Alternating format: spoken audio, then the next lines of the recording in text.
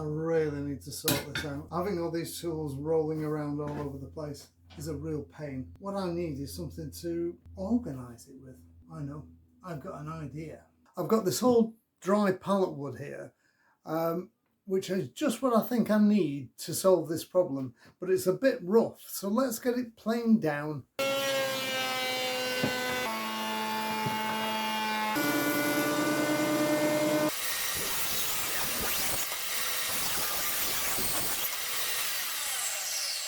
Right, this is the timber off the planer, and it's got one rough edge straight off the saw. So what I'm going to do, I'm just going to finish this with a hand plane. We're going to do all three at the same time. Make sure they're all flush on the bottom. I want to ask you a question, and it's this. Are you a hand tool woodworker? Or are you a power tool worker, or are you both? Why don't you leave a comment down below and let me know what you prefer, or do you do what I possibly do, which is I do a bit of both. I let the machines do the hard work, and I let the hand tools do the refined part of the work. I'll be interested to know what your thoughts are. So please leave a comment. Right, what I want to do is work out my spacing. And I did some provisional marks on here. Put those two to one side for a minute. Right, the first thing I'm going to do, I'm just going to square up the end of one of the boards.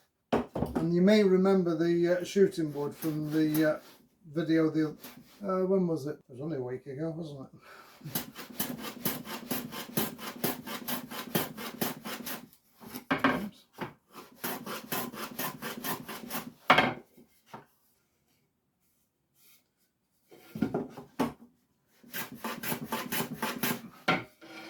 There we go.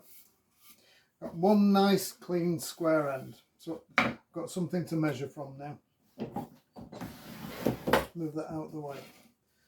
So, tape measure. I'm going to measure this in metric. So I'm going to go 4 centimetres, which is roughly 1 9/16, something like that. And then I'm just going to move the tape along because I'm going to go every 50 mil, which is approximately 2 inches. And I've moved the tape measure along just so it's easiest. Make sure I haven't knocked this off. And then 40 at the end, which is there. And we'll call that the face. Put a mark on there. So I need to cut that bit off there. I mean, I could quite easily go for the topsail there, but I think it's more interesting if I mix it up between power tools and hand tools, and then everybody knows where we're coming from.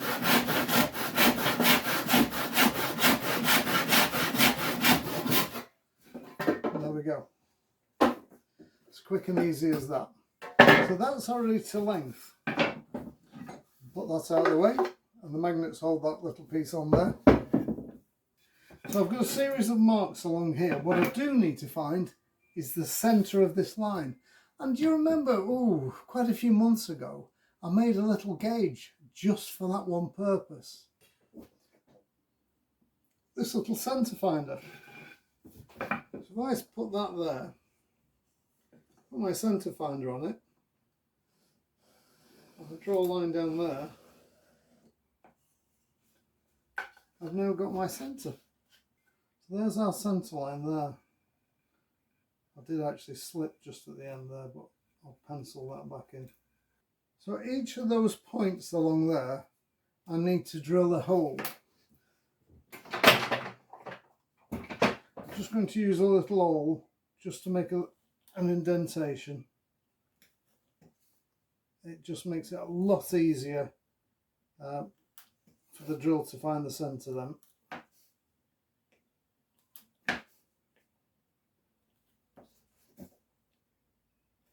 And if you're interested in the centre finder and you haven't seen the video, I'll leave a link in the description up above our heads here. There we go. Let's go over to the drill press and then we'll get the holes cut out.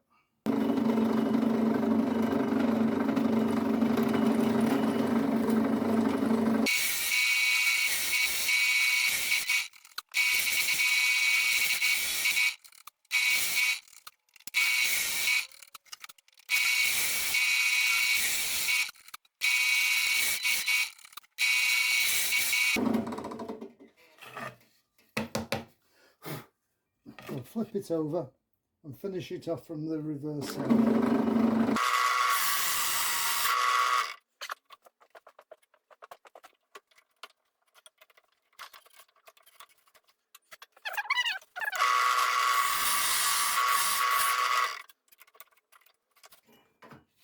Right, I'm going to work my way along and finish the rest of them. And that's the last one. And that's the last one. I need to go over to the table saw because there's a little job to do on there first. I now need to saw this right down the centre. Let's just bring that up to there. I'm just eyeballing it. If I'm a fraction off, I will just plane it through again afterwards. Headphones on.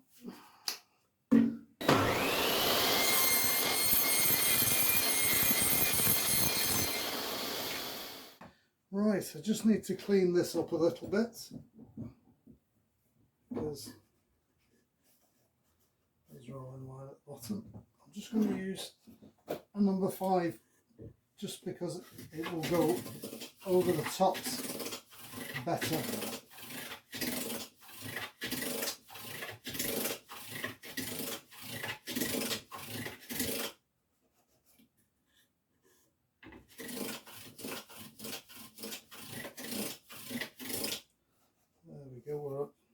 There. And I just need to clean up it in each of these.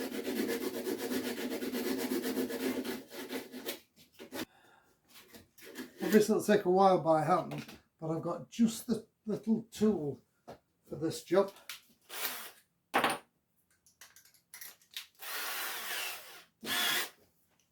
This is a little homemade device. It's just basically a round piece of wood with a long bolt through it and sandpaper glued to it.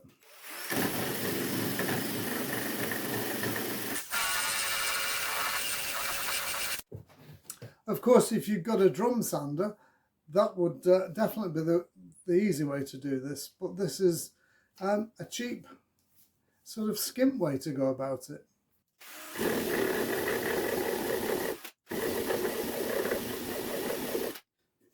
Right, so I'll carry on along here and then we'll take it from there. Right, we'll just lay those off to one side. What I now need to do is, with one of the other pieces of timber, is to cut some extra battens. And these need to be probably about 9 inches. We've got 18 there before I get to that knot. So let's go with 9 inches. I need to start with a square end. So let's just see if this is square straight off the saw. Look at that, absolutely nowhere near. Right, so let's just shoot this end. Make sure it's nice and square. There we go. That's that job done. Move this out of the way again. Back with our little bench hook. Get rid of that sawdust. Quick mark. Grab a pencil. I want 9 inches. Like that. I'm not going to mark down the side because the bench hook itself will guide me when it comes to being vertical.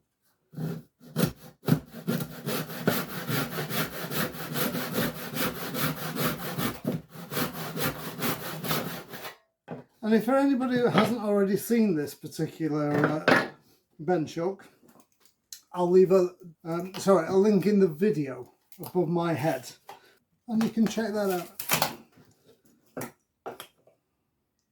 because it's a nice, quick, easy build, and it's one of those tools every workshop should have, quite frankly.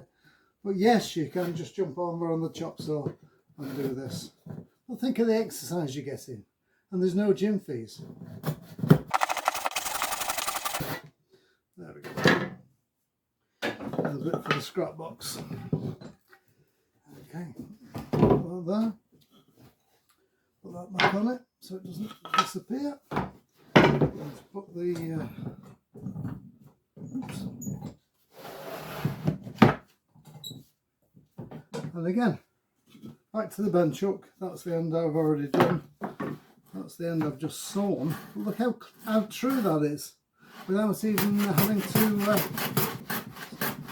square it up. So all I'm actually doing with that is just getting rid of the furriness that you get when you've sewn a piece of timber. Flip that one that way.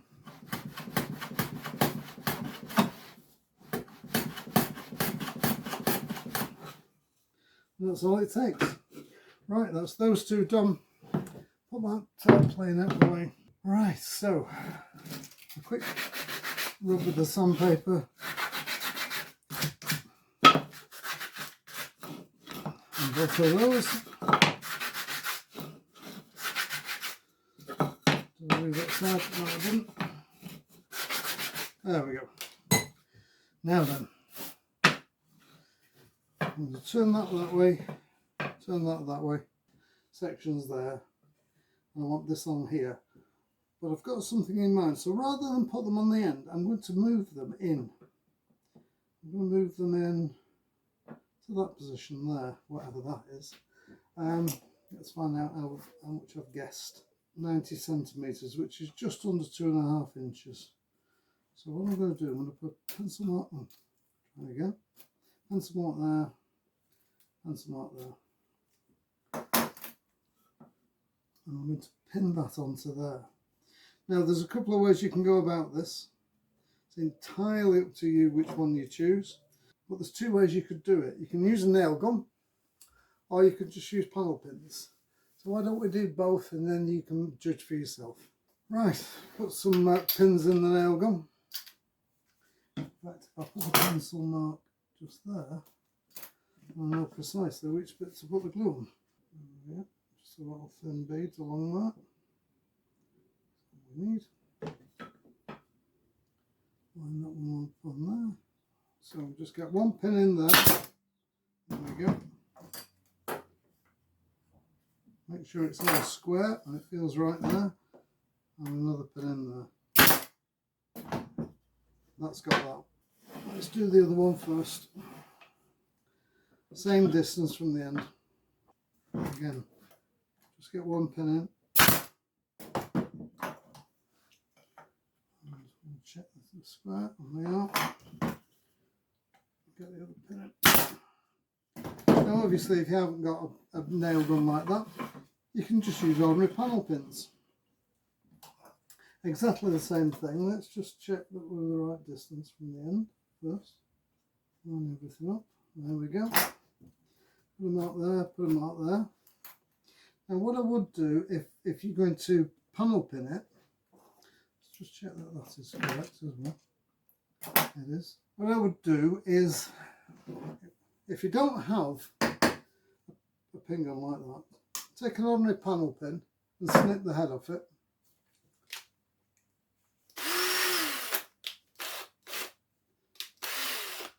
Pop it in your drill. Now obviously if you've got a very fine drill, you could use that. But this works as true. Because when you're nailing this end this close to the end of a board, there's always a danger. You just move that across a little bit.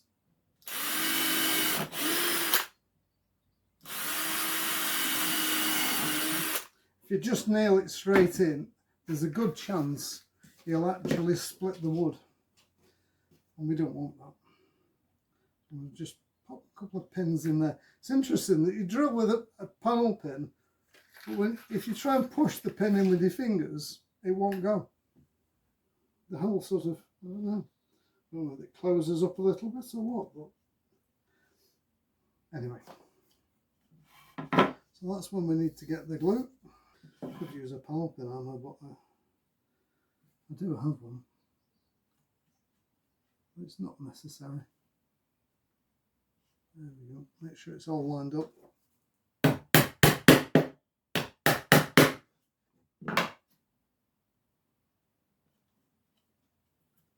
As you've got.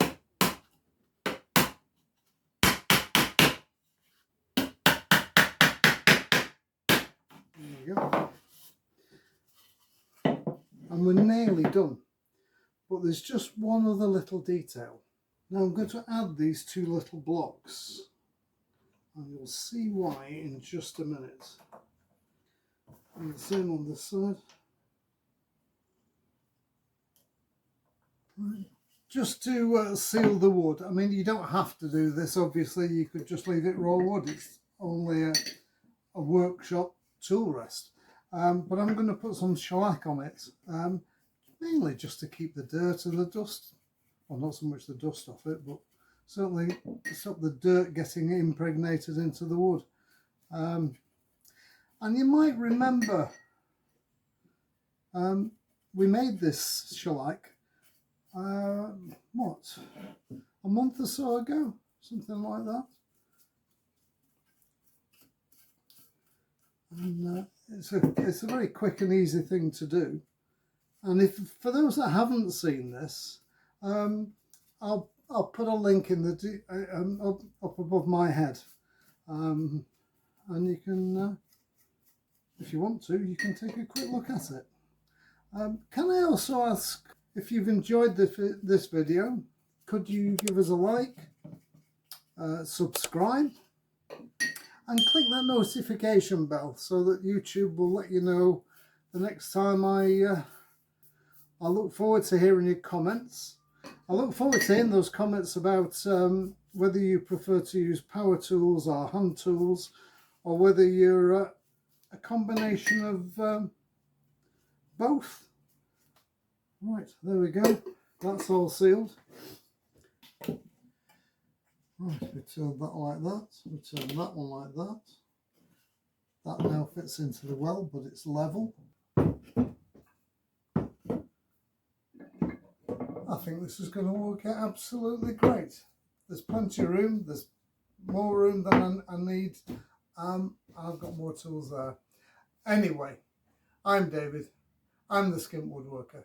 Thanks very much for watching, and until next time, take care now.